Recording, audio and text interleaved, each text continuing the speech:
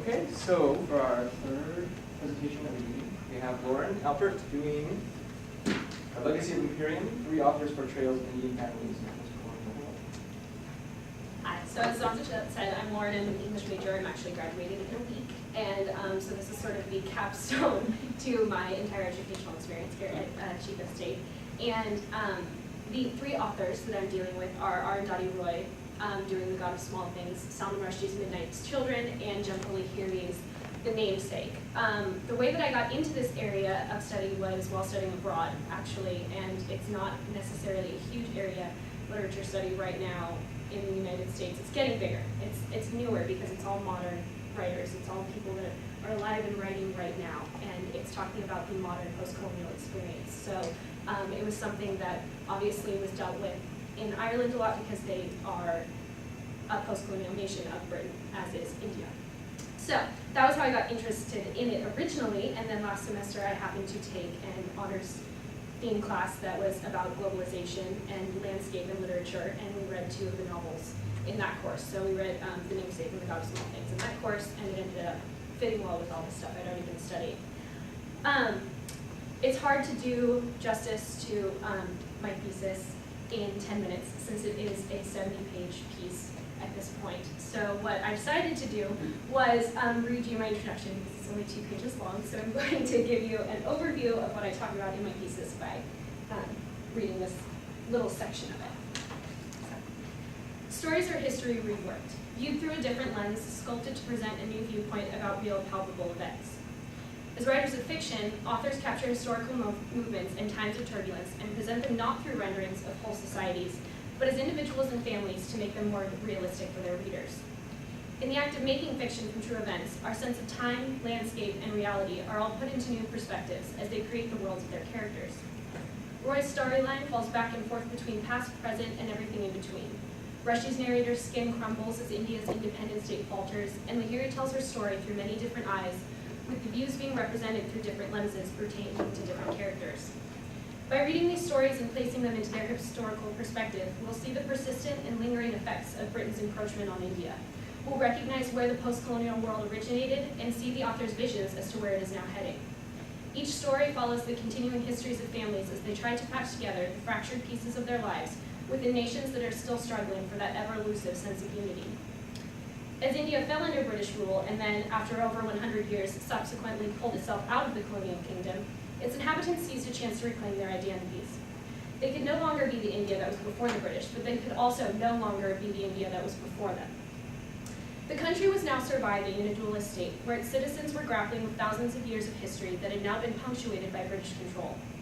By looking at texts written by modern Indians, we get a window into colonial and post-colonial India, through which we can see how the Indian people are striving to form their identities now that the whites have gone. The novels dealt with in this thesis are, as I said, The God of Small Things, Midnight's Children, and The Namesake. And while the novels are not dealt with in chronological order, their placement is intended to follow India from under Britain's wing and out into the world as an independent nation. Dealing with the novels more specifically, in The God of Small Things, we follow a pair of 2-egg twins, as Roy so aptly describes them. They are 2 different people brought into the world at the same time, about 20 years after India's independence on August 15, 1947. And by representing her main points with these 2-egg twins, she's also representing the 2 faces of India that were prevalent in the world at the time of their birth. There was the generations that had lived through or lived during the occupation and through independence, and now there were the generations coming about in a free India. And so with these 2 twins, she represents the struggles to love themselves as they are and to love each other as the older generations and the new generations clash over modern Indian politics. And then in Rushdie's Midnight's Children, I wanted to give a little bit of a closer look at how I interpret and analyze these works in my own way. And so I'm just going to read a really short excerpt from that chapter of this thesis to kind of show you the way that I work with literature. So in Midnight's Children, we follow the main character, the narrator Salim Sinai, who is born at the moment of India's independence. So he's born at midnight, August 15, 1947. And he is forever connected with India in that way.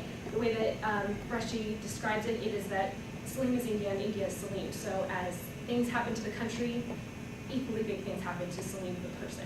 And it's told through the eyes of Salim in his adulthood. And so this is kind of an introduction to Salim. As Salim explains, I've been a swallower of lives, and to know me, just the one of me, you'll have to swallow the lot as well. Showing that we aren't in for a play-by-play of what happens to Salim as something similar happens to India. What we are in for is stories within stories within stories. An unending path through the stable birth of a nation as represented by Salim, his family, their friends, their enemies.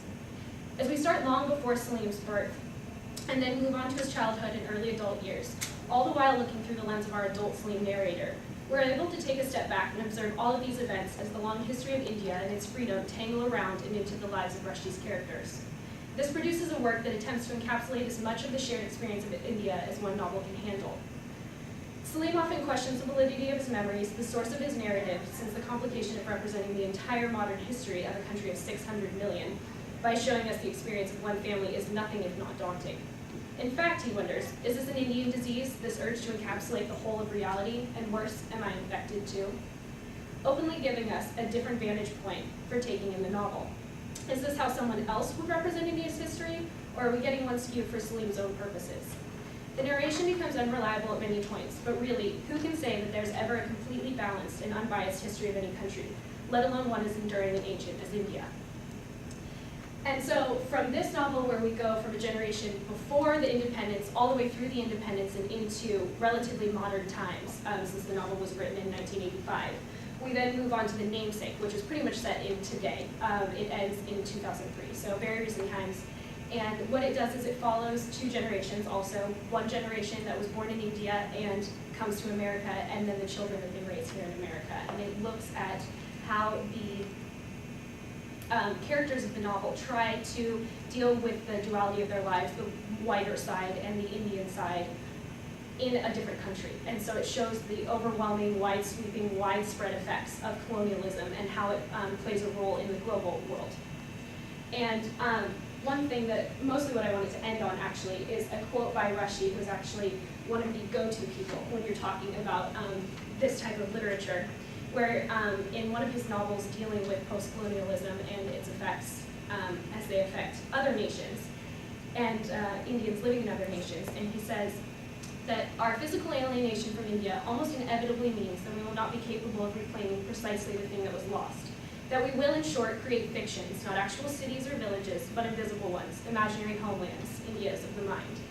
And so I use that in my conclusion to really illustrate how each of these novels attempts to create a new India in a way that can be experienced everywhere in the world, no matter who you are, because India itself has come to encapsulate so many different people, lives, and cultures.